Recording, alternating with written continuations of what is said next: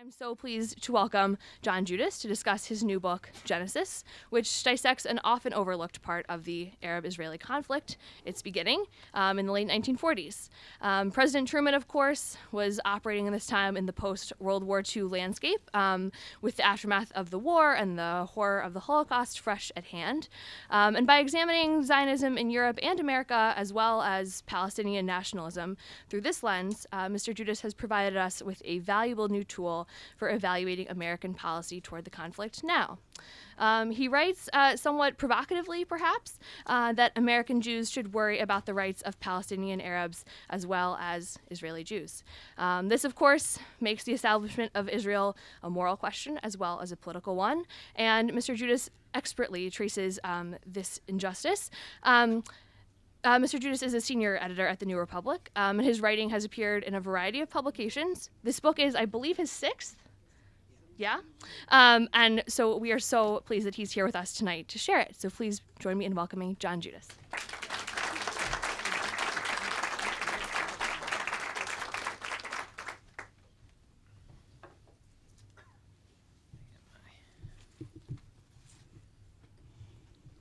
This looks like a text, but it's really my notes, and I can't read my handwriting, but what the hell. Thank you for coming, for braving the snow. My worst experience doing one of these things was I had one of these book talks in 2002 at Borders during the sniper time. And the sniper had just killed somebody in a shopping mall in Virginia. And so we were at White Flint in Borders, and there were two of my friends, and there were no other people in the store except salespeople. So this is very nice. I'm very pleased to see this crowd here today. I'll talk just a little about how I came to write a book about Israel, the Palestinians, and American policy, and I'll get to the history and Truman in a minute. My connection to the subject is not religious. I was raised in an entirely secular manner. I learned that I was Jewish largely through anti-Semitism, not through going to a religious school. And the basis for my identification being Jewish and my interest in Israel is the idea that Jews are a people and not simply a religion. And this is something that has been more or less forced upon us by history and by thousands of years. So for me to worry about what's happening in Israel and the West Bank is much more than my worrying about what's happening in Brazil or Tibet or someplace else. It's a personal thing to me, and it's a moral question. I didn't know much about Israel until maybe 1966, 1967. I was at Berkeley, and it looked to me that this was a country that was it was a socialist ideal, embattled. Really, the mic isn't on? Oh, so you need to talk more into it. Like a rock star, right? You need to get me one of those things,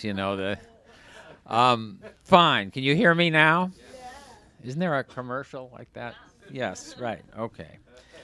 So I was in 1967. Believe it or not, I called the consulate in San Francisco to volunteer during the 6-day war, and it was about the 4th day of it, so they weren't that interested in my participating.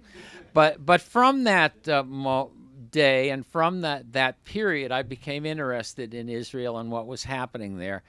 And I have to say that if you look at my trajectory on the issue, it's very different from, say, somebody like Norman Podhoretz, who was very skeptical about Israel until 1967 and then became a rabid defender of whatever it did, right or wrong. For me, the occupation and the settlement of the West Bank was a disillusioning experience because it meant, in effect, that Israel was engaging in the kinds of activities that I objected to America engaging in the 60s. From that point, I identified with groups like Brera and the New Jewish Agenda. These were groups that were advocating a two-state solution in the 1970s and were widely denounced at the time for being anti-Semitic. I hit upon the idea of writing a book about the subject after I'd finished Folly of Empire, which was about the U.S. and Iraq, and it was about 2005. And I was having a discussion with Peter Beinart, who a lot of you may know, and Peter was at that point much more, if I could use the word conservative on the subject, than I was. He was moving in the direction that would later result in the crisis of Zionism. And we were housed together on the, he was at the Council of Foreign Relations and I was a few stories down at Carnegie, and I talked to him about what I should do. And his advice was, well, you write a really provocative, argumentative book about what should happen in right now in Israel and the Palestine, and, you know, get people real pissed off and get your point across. Don't try to write something dull and long.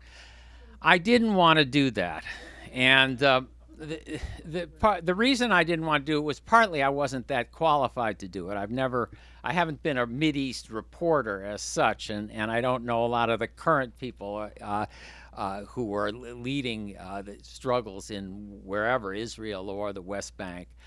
But the other reason I think was that a lot of the discussion and debate about what's happening there and what the U.S. should do there takes this kind of he said, she said divorce court form. Who really started the Intifada? Did Yasser Arafat blow the whistle, or was it Ariel Sharon doing provocative things? Who really was responsible for the breakdown of Camp David? Did the Israelis provoke Hamas into firing the rockets, or did they provoke the Israelis provoke them into making an assassination? If you look at the debate that goes on, it really takes this kind of form where it's very hard for somebody like me to intervene and say, well, what was really happening? I thought at that what I should do instead was look backwards and look at the history and look at the archives and take a look there and try, on the basis of what happened 50, 60, 70 years ago, to give people a general idea of what the moral and geopolitical issues really are that are at stake in this conflict. So I started out with that I do with the Truman era, because that's really where the United States came in. Britain controlled Palestine before that, and that's where it really became something that was at stake for an American Zionist movement and for a president. Before, he didn't have to worry about it that much. But the problem I had with just doing Truman was, if you look at that period from 1945 to 1948, it's overshadowed by the Holocaust, and it's really overshadowed. It continues to be overshadowed that way. I'm not saying that wasn't an important and dominant issue and that it shouldn't still be a major consideration, but if you look at things through the prism of what the Nazis did, it's totally impossible to understand the Arab side from 1945 to 1948, why they were so pissed off and angry and why they remained so. So I thought what I should do is still do Truman, but go back and start in the 1880s when Zionism starts and when the Palestinians are when there's a country there, and when they start immigrating, and look at it from that standpoint. And if you do that and you carry it up to the Truman thing, everything looks a little different.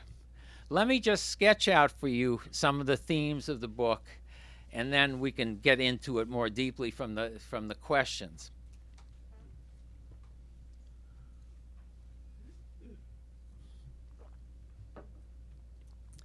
Zionism is a movement, not as an idea, but as a movement, really starts in the 1880s in the Pale of Settlement on the edges of the Russian Empire.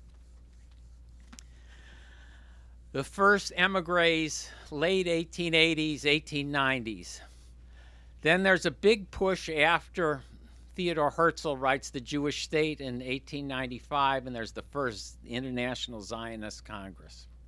Now, the point I want to make about this is that if you look at Zionism abstractly as a philosophy, as a politics, it's totally unexceptional and admirable, because really what it was about was a people in Europe who were being oppressed as an alien nation, who were being seen as aliens in the midst, saying to themselves, in order to escape this fate, what we have to do is not be what one of the early Zionists said, a ghost of a nation, but a real nation. And if we build a real nation for ourselves, then we can no longer be seen as aliens, but simply as another country. That's the basic underlying thought of Zionism. And it's an idea that's also common to national liberation movements. Now, what's problematic about it? What was problematic was that the Zionist movement decided to make Palestine the destination for the Jewish state. And that was a problem because if you look in numbers, you have to go to my book. I'm just going to give you estimates, and they won't be wildly wrong, but bear with me. In Palestine, in that territory in 1890s, there's about 400 to 500,000 people. At most, 5% were Jewish. Maybe 10% were Christian Arabs, and the rest were Muslim Arabs. So it was a predominantly Arab country, and it had been so since 600. I have to get used to not saying AD. It's CE. So for 1,300 years, this had been a predominantly Arab country. And here was a Jewish Zionist movement coming to this country, trying to create a Jewish state. And how was that going to be possible? Well, eventually through bringing in so many people that they would be a majority, but the effect would be to disenfranchise the Arab population. And that especially became an issue after Britain in 1917 in the Balfour Declaration became, in effect, the champion and sponsor of a Jewish homeland in Palestine. And when at the same time you had Woodrow Wilson and Lenin saying nations, peoples have to have self-determination. Well, the Jews were going to have self-determination, but what about the Arabs of Palestine? So what you get from that era, looking from 1917, is a clash of rival nationalisms. But it's a clash that's predicated on one movement coming into the country and taking it over at the expense of the other. There's a basic injustice there, and it's an injustice that gnaws at the whole history. And it's the one initial thing that I want to get across in trying to describe all the other things about what happened in the Arab-Israeli conflict.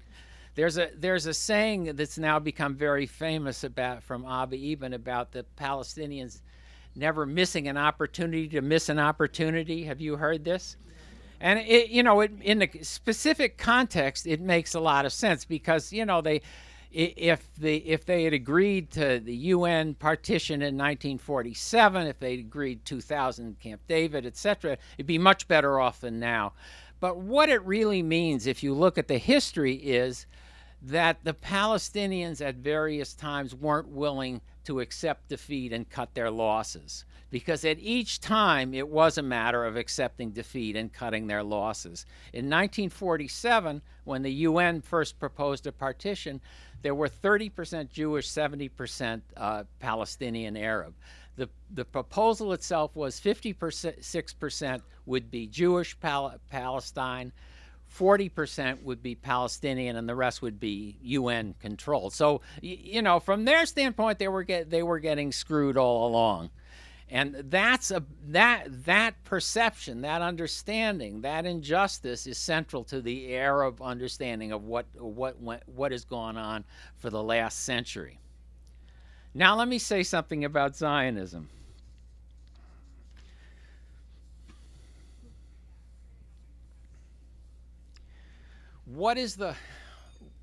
If you look at the period I think what I'm saying is from 1880 to, let's say, 1925, 1930, it's very hard to make a case for Zionism that people now, if they're objective and they're not inflamed by personal allegiance would accept, because it's mainly based on things like the Bible. God gave to Abraham this land. It's based on imperial assumptions that the Jews were going to bring civilization to a savage people. It was based on crazy demographic notions that Palestine was isolated, a desert, a wasteland. These are terms that really appear in all the American Zionist periodicals from that period. But something happens in the 1920s and the 1930s, and I know you're going to guess what one of the things is, but maybe not the other. The first thing that happens is that the United States and later other parts of Western Europe, Australia, South America close off immigration to the Jews. That's an absolutely central event, because what had happened earlier was that when Jews faced pogroms in the Pale of Settlement, in this land around Russia, there was an escape hatch. And the escape hatch, for the great extent, was the United States. Oh, I don't know what the figures are, 20 million versus, 50,000 go to Palestine. There's no comparison. The United States was Israel until 1924. But that's closed off completely. So you get first that, and then you get the Nazis in 1933 taking power, as well as inspiring all kinds of anti-Semitic parties around them in Eastern and Central Europe, and even as well in France. So you get Jews first being pressured to leave, and then having to flee for their lives. And where can they go? There are a few places, but Palestine at that point becomes a safe haven. And what was a bad moral case becomes a kind of logic of survival, a situation where a people has no choice but to try to seek a safe haven, a refuge in this land. So what you get by late 1939 and the beginning of World War II is the Jews desperate to establish themselves in Palestine and to build a commonwealth, a society, a state there that will allow other Jews to escape there. You get an Arab population that is totally, in Rashid Khalidi's words, envenomed, because they fought the British, they've been defeated, destroyed, just brutally repressed. And at that point, the leading Arab spokesman, what they wanted to do, what they were demanding, was that all the Jews that had been there since World War I get out of the country. So it was very hard to imagine these groups coming together around an equitable solution for what should happen. Now we go to 1945, and this is when Truman steps into this difficult situation, a situation that before the British had been entirely responsible for, but they come out of World War II a wreck. They're deeply in debt. They're incapable anymore of policing their own empire, and they basically have to get the hell out of Palestine. And the only other feasible, viable outside power is the United States. So we become incredibly important, and Harry Truman steps into office in April 1945. Now,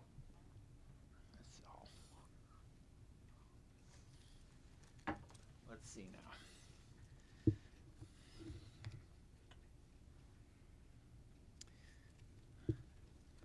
Why don't I ever get these things right here?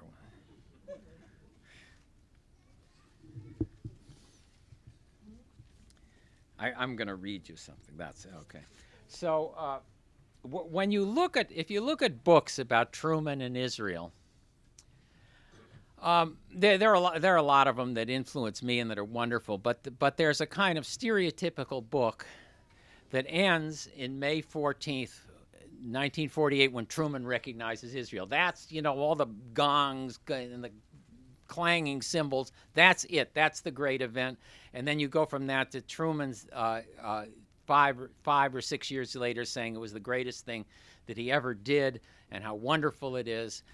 And what you miss in that portrait are two things. First of all, one of the things that's especially interesting now is After 1948, after May 1948, there's a war, and after that there's a big battle over borders and refugees. And that battle over borders and refugees anticipates everything that happens for the next 50 years. That's one thing. The second thing, and this is really the oddest thing for a lot of people to understand, is Truman recognizes Israel on May 14th. Here's what he writes to a supporter who had been pressuring him to do so on May 15th, the next day. You, of course, are familiar with all the effort put forth by me to get a peaceable and satisfactory settlement of the Palestine question. I am still hoping for that. I think the report of the British-American Commission on Palestine was the correct solution, and I think eventually we are going to get it worked out just that way. The British-American Commission, which actually was a committee, was started by Truman and Bevan, the foreign secretary in Britain, in fall of 1945. It issues a report 6 or 7 months later. The heart of the report is the idea that Palestine should be neither Jewish nor Arab. Truman himself oversees a plan that will divide Palestine into a federation, a Jewish federation and an Arab federation, but one state. So what he was saying one day after he'd recognized Israel is that he hopes eventually that his plan for a federated Palestine will come to pass. 3 days later, he writes Dean Acheson, my sole objective in the Palestine procedure has been to prevent bloodshed. The way things look today, we apparently have not been very successful. And then he says, nobody in this country has given the problem more time and thought than I have. In 1946, when the British-American Commission on Palestine was appointed and Mr. Bevan had made an agreement with me that he would accept the finding, I thought we had the problem solved. But the emotional Jews of the United States and the equally emotional Arabs in Egypt and Syria prevented that settlement from taking place. Okay, so, well, maybe that's just the day after. Now go forward to September of 1948. A delegation comes to Truman of the Jewish war veterans, led by General Julius Klein. And he thinks it's going to be one of these deals in the morning. He's receiving visitors where they ask him to appear at an event, and then they go on their way and they tell him how wonderful he is. But instead, Klein lobbies him and has a whole list of things that he wants Truman to do vis-a-vis the new state of Israel. So Truman is taken entirely aback, and he says that he was the best friend that the Jews ever had in America. And he complains to them that he and Secretary Ernest Bevan, quote, had agreed on the best possible solution for Palestine, and it was the Zionists who killed that plan by their opposition. So here he is, 4 months later, regretting that this plan, which was completely antithetical to the idea of a Jewish state, had been killed, and he blames the emotional Jews for that. So what I'm saying is, if you go past May 14th, you see that there's complexity here. There's contradictions here. Now, what about Truman? Let me just say a few things about him. His interest or his passions about the Jews and Palestine took two specific kinds of form. First of all, he was passionately supportive of the refugees, the displaced persons in Europe, the Jews who would survive the Nazi extermination camps.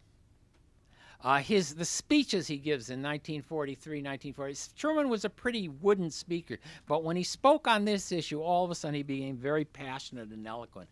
And he defied the British, who didn't want to rock the boat by letting more Jews into Palestine, by demanding that they allow whatever refugees wanted to go to Palestine to go there. So on that issue, he was very passionate. But he was equally passionate on the issue of the Jewish and the Arab state. He didn't like the idea. He didn't support it. And there were two reasons why. The first is moral. Truman was a Jeffersonian, and he was also an American, and he had the American ideal that people should learn to get together, to live together, specifically different ethnic groups and different religions. And he saw the lesson really of hundreds of years of Europe, as Jefferson did, as the product of allowing different ethnic groups and different religions to dominate states. So he didn't want either a Jewish state or an Arab state. And he said this repeatedly when people would come visit him. I could read you as many quotes until I was blue in the face, where Truman would say, people would come to pressure him, and he'd say, I do not support a Jewish state, and I don't support an Arab state. So that was one thing. That was a moral and a political objection. The second was geopolitical, and something we're more familiar with today. He thought that trying to impose one people, trying to impose it on the other, would cause, endless riot, rebellion, and war for years to come. He might not have had the exact what exactly was going to happen, but pretty much those fears were fairly prophetic. If you look back now. He was especially worried that American troops would have to get involved, because at that point, Americans were demobilizing in 1945 and 1946, and there was absolutely no support for going into the Middle East. So that was the point of view that he had when he took office in 1945. So what happens?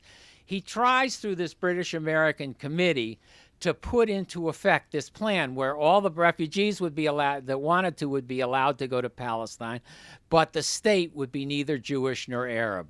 He tries that until August 1946, and he just gives up at that point.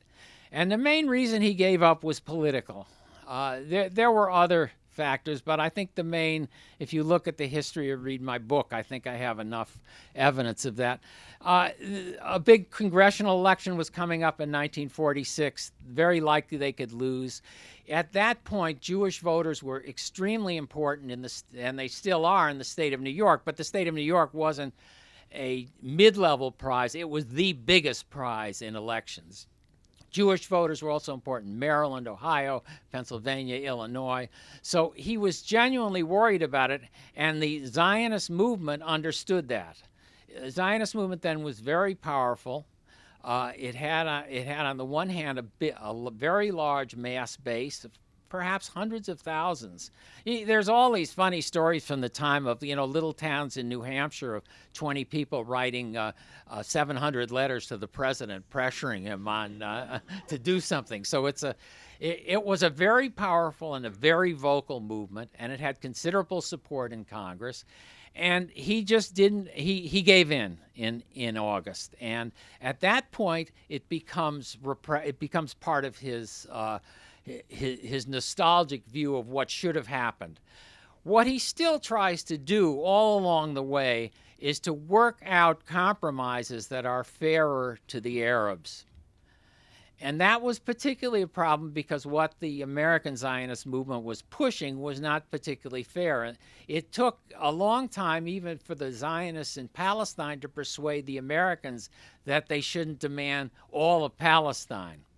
The leader of the movement in America, Abba Hillel Silver, he used to talk about a Palestine undiminished and undivided, which meant that it would go all the way to the Jordan, something we're very familiar with today, Greater Israel.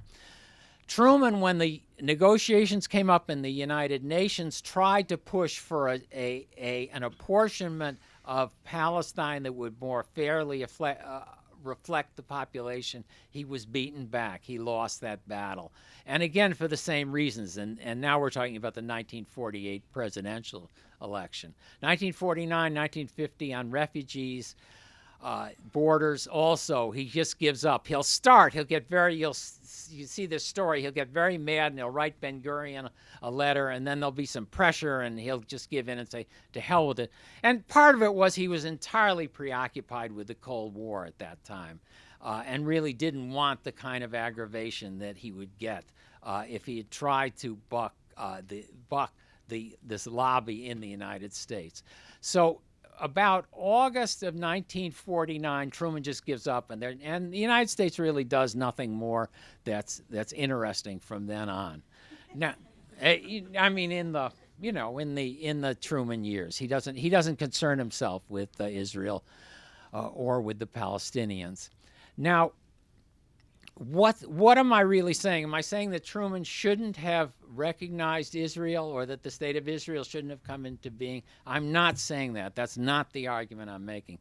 In fact, if you look back at the period, the only feasible way in which Truman's proposals for a binational state or a federated state, or even for a partition that was 50-50, could have come about is if the United States had been willing to put a large armed force in Palestine to enforce it. There was just no way. And you can think of what happened in Yugoslavia, I mean, in Bosnia, Kosovo. We're still there, it's 10, 20 years, 15 years later. We would have had to have a large force there. The issue of recognizing Israel was going on at the same time as the Berlin airlift and the Cold War in Germany. He was in no position to make any proposals that would involve American troops. So, really, it was a toothless idea. It was not to be, and the only way it could have been if the United States had put its forces behind it. And again, if you look at the history, it's hard to imagine another outcome than what really happens. But what really happens is and I go back to what I said about the history of the Arabs and the Zionist movement, a misfortune, because you get, after the war in 1948, you don't get Palestine divided 56-44. You get it divided 78-22. And what happens to the Palestinians? They come under the sway of Jordan in the West Bank and Egypt in Gaza. In Jordan, King Abdullah, who eventually gets assassinated, says that you can't have the name Palestine in any textbook. So their identity is virtually destroyed. And then if you look at the next step in the story is after 1967 occupation, Jordan gets kicked out, but you have Palestinians become a colonized people. So what I want to say about Truman and about what Truman did are two things. That on the moral question, his proposals were not practical. They didn't make sense in the end. But his sense of what was fair was very important. And his sense was that the outcome had to be fair to both the Jews and the Arabs. And if you look at the whole period from then until now, you don't get that kind of sense from, for instance, what's called the pro-Israel lobby. You certainly didn't get it from the American Zionist movement before 1948. It was led by liberals, but it was liberals who were virtually oblivious to what was being done to the Arabs. Louis Brandeis, very familiar name, right? Leader, one of the greatest liberals in American history, was telling Roosevelt that the solution to the whole problem was to transfer the Arabs to Iraq, and that would solve the problem. In other words, you get, and I think this carries to this day, a lack of appreciation that we as Americans, and I would say this too as a Jewish American, have to worry about the rights of both Jews in Israel and Palestinians. We have to worry about them equally. So that I think comes out of Truman and out of his experience. The other thing is, again, is pretty obvious that Truman, the State Department's fears about 50 years of riot, war, and rebellion have come completely true. It's still a mess over there. There was a justification, perhaps during some of the Cold War, for our allying ourselves and tilting towards Israel. I don't see it anymore. I see instead what we have is a situation where the Israeli-Palestinian conflict is a source of major instability. It's an inspiration to terrorist groups in that area, and that it's in our interest now to try do anything we can to resolve it. And just in conclusion, I would go back to the Truman and say that in trying to resolve it, I think we should recognize that as we look at the long scope of history from the 1880s till now, what we find is that the original injustice done to the Arabs has still not been righted, and that we should keep that in mind in trying to resolve the conflict that exists now. Thanks.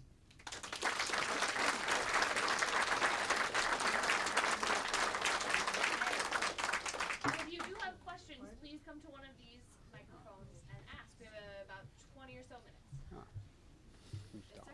Oh, okay. Well, actually, just a small point. Before I came here, I read several reviews of your book on the internet, and 3 of them accused you of not mentioning the Hebron massacre in 1929, and I looked in the index of the book and found out that you did. The reviews are just, I've been getting some insane reviews. But the small point about that, a little story I found out many years ago, I found out is reported in the Israeli press that a teenage boy had taken a Jewish family and hid them in his house, a family's house, and saved them in 1929. And that boy grew up to be beaten up and attacked by settlers in Hebron, which was revealed by some of the Jews he'd saved, which is kind of interesting. But the question I have is something more fundamental. And this is, Levi Eshkol once was told there was a crop failure in Israel, and he says, don't bother me with that, I'll get word when there's a crop failure in the United States.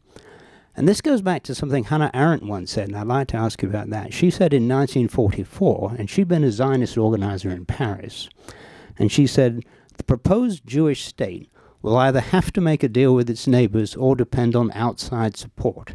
Nationalism could be bad enough when it's supported by the power of a state, but nationalism supported by an outside power is even worse. And she said, Jews, knowing their own history, should realize that this situation is a recipe for the anti-Semitism and Jew hatred of the future. She said that in 1944, and that's an interesting point. So, it's an interesting point. I know the writings you're referring to, and her point was that from the beginning the Zionist movement should have allied itself with the Arabs and demanded self-determination after World War I, and what it did instead was it hitched itself to the wagon of British imperialism. I don't know how feasible her strategy would have been if you actually put it into effect. There was a movement a small movement in Palestine that was committed to binationalism, and she was one of them. Einstein, Martin Buber, many famous people. The leader was a guy named Judah Magnus, who was the founder of the Hebrew University. And they testified.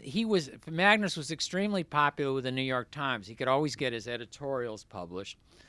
But the truth is he had no support whatsoever among Jews or Arabs. The Arabs didn't take him seriously. He wasn't a tough guy. I mean, I have quotes in the book. It was just, it's a sad story. And so they were, and Arendt was part of that group.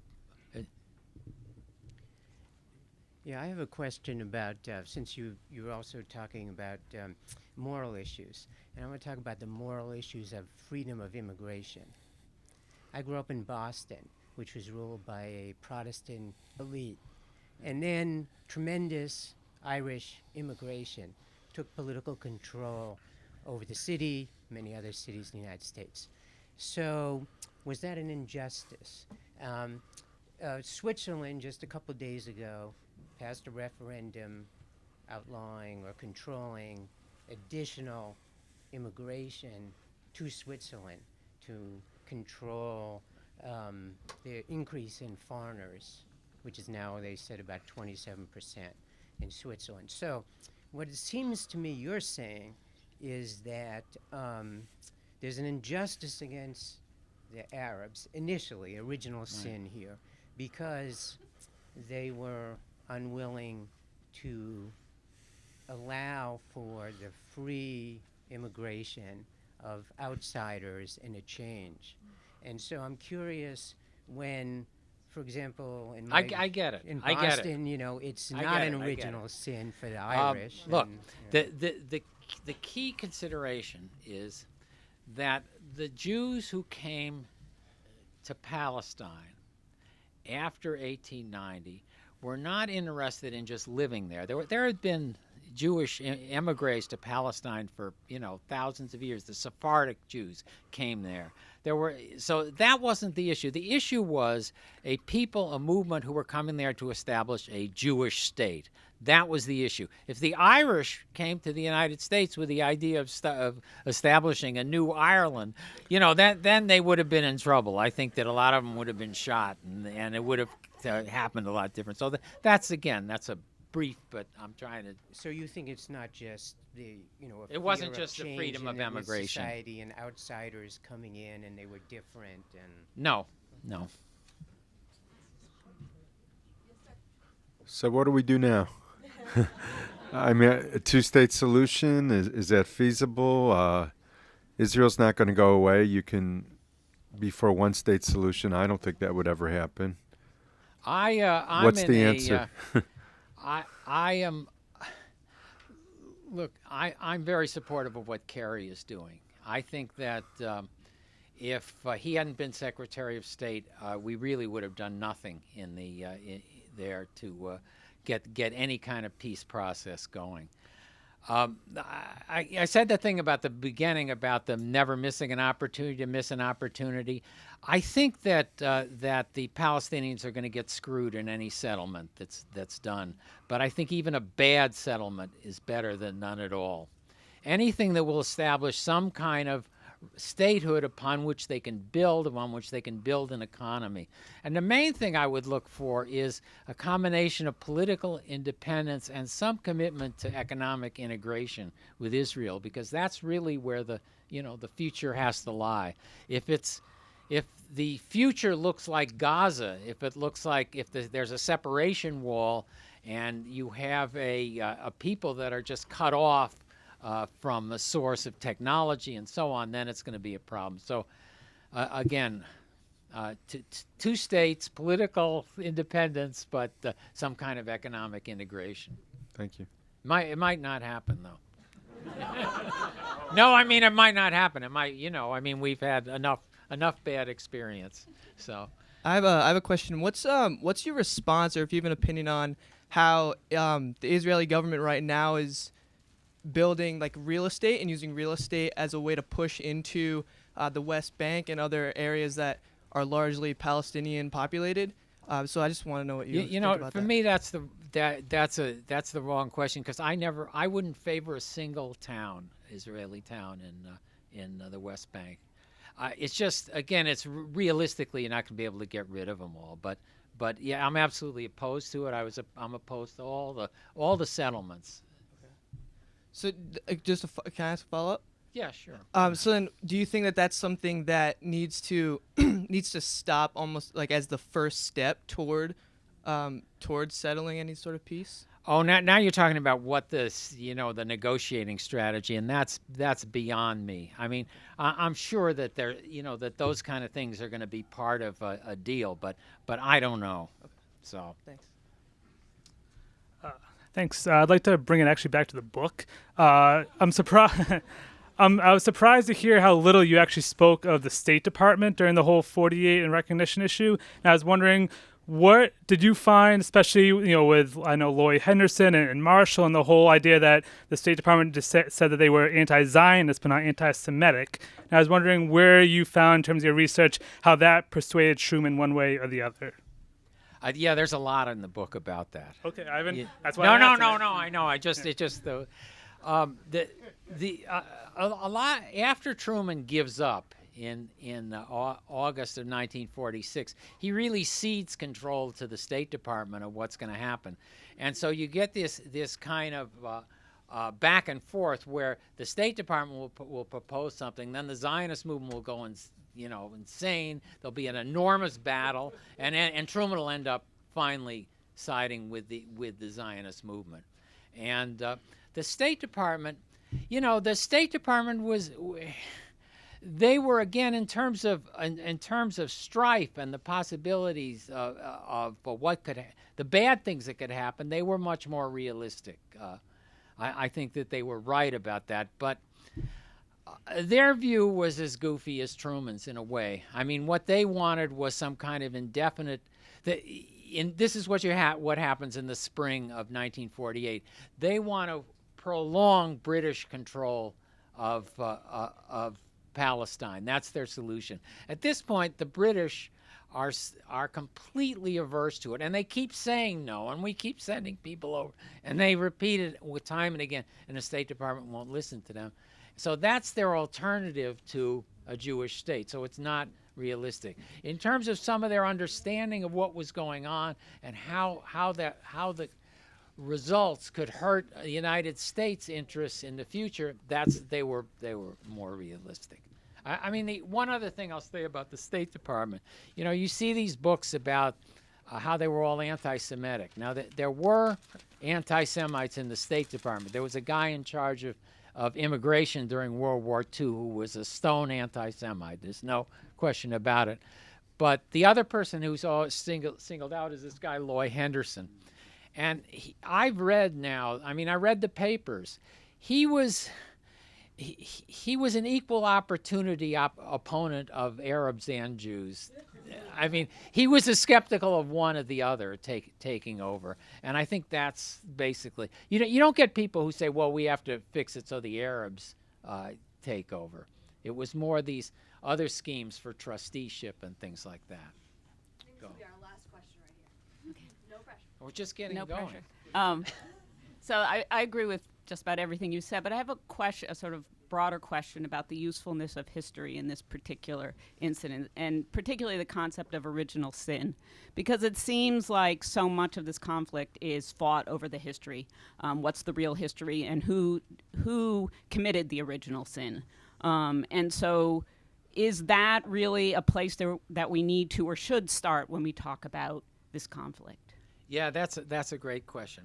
I've thought about that because, if you look at the conflict between the two sides in terms of their history, what they see as history, for the Jews, it either all starts, with Abraham and what happened in the Bible, or the Holocaust. Those are the two events, and all the rest of the history just vanishes. For the Arabs, you get a lot of the Crusades. Saladin, that the Jews are simply another arm of Western imperialism. Christians, Jews, what does it matter? They're all coming in to screw us. So on both sides, there's a distorted history. There's almost an anti-history that's disguised as history. What I tried to do was to locate it when it started. I might be wrong, but that's why I started in the 1880s. I thought that would give you a window onto the moral and the geopolitical questions. Thank you. All right. Thank you so much.